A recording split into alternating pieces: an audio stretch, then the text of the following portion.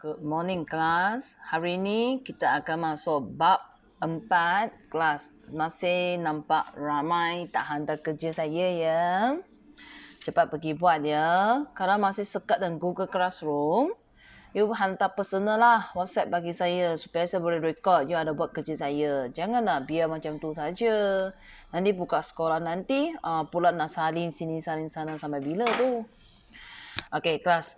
Bab 2 sudah habis, saya akan jump ke bab 4 di mana Cikgu Hamidah dan Cikgu Faizul dia akan masuk bab 1 dan 3 lah. Okey, kelas bab 4. Teknologi hijau dalam kelestarian alam. Melestarikan alam maksudnya jagalah alam sekitar maksud dia. Okey, 4.1.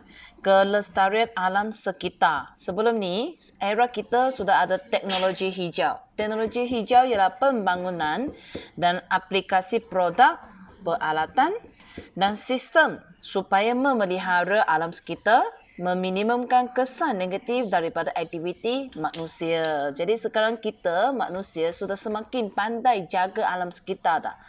Itulah kita telah buat pelbagai alat yang berkonsepkan teknologi hijau. Okey, apa ciri-ciri dia teknologi hijau? Kualiti persekitaran tidak terancam. Tiada pembebasan gas rumah hijau. So, kelas, apa itu gas rumah hijau pula?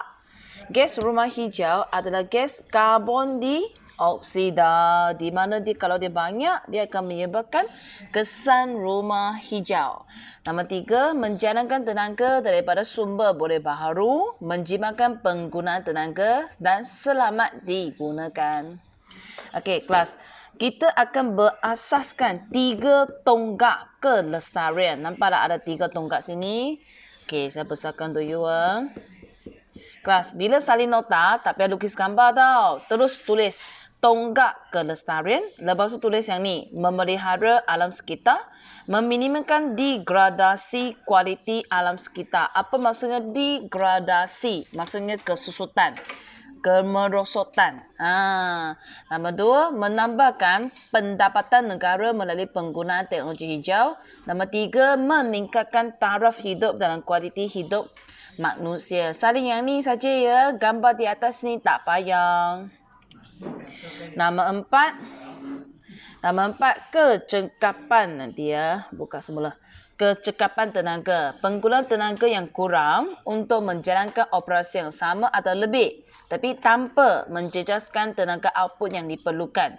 Peralatan yang cekap tenaga, dia akan bebas karbon yang sedikit. Kalau karbon sedikit, maksudnya karbon dioksida sedikit lah. Jadi, suhu bumi tidak akan meningkat.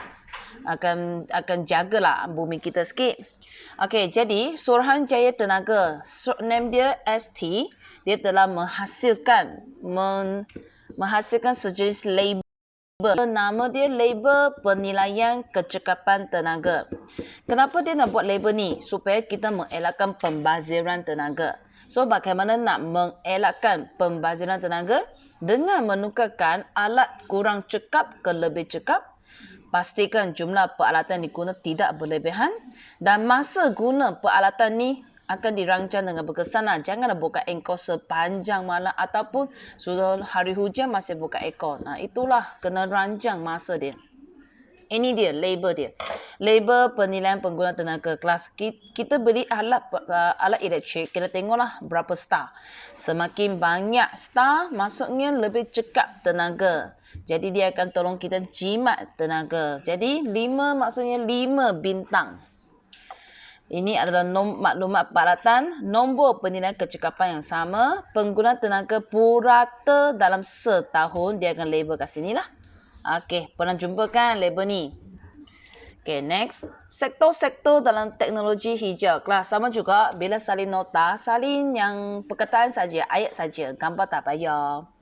Okey, tengok pertama. Sektor-sektor dalam teknologi hijau, kita ada sektor tenaga, fokus kepada bekalan tenaga hijau.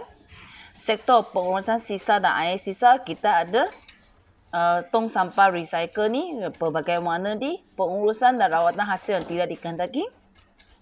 Sektor pertanian dan perhutanan, pengurusan sisa pertanian dan pemeliharaan hutan. Sektor pengangkutan, menggunakan tenaga yang boleh dibaharu. Perasan tak ada kereta yang dia tak ambil petrol atau diisi pun, dia guna elektrik. Itulah teknologi hijau. Sektor bangunan fokus kepada pengurangan penghasilan gas rumah hijau. Sektor industri pembuatan, penggunaan tenaga secara cekap dan mengurangkan pembebasan gas rumah hijau. Last one.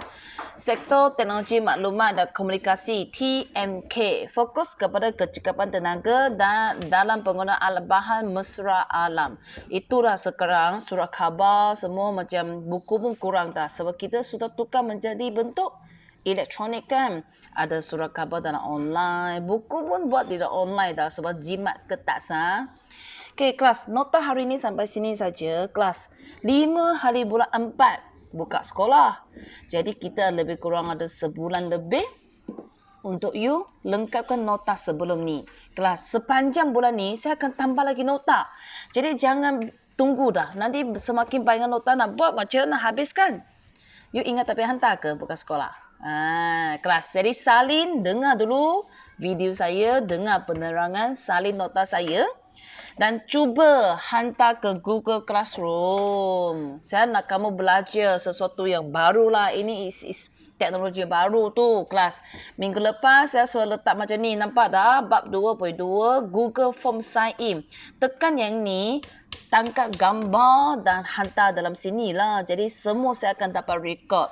Ataupun tak jadi pun macam ni lah. Macam Aini Balkis ni. Nampak? Dia hantar nota di announcement muka surat depan. Boleh juga. Tapi jangan biar langsung tak nak belajar lah. Biarlah lantar lah. Meleceh lah apa. Janganlah. Okay? Buat kerja ya. So class I see you next week.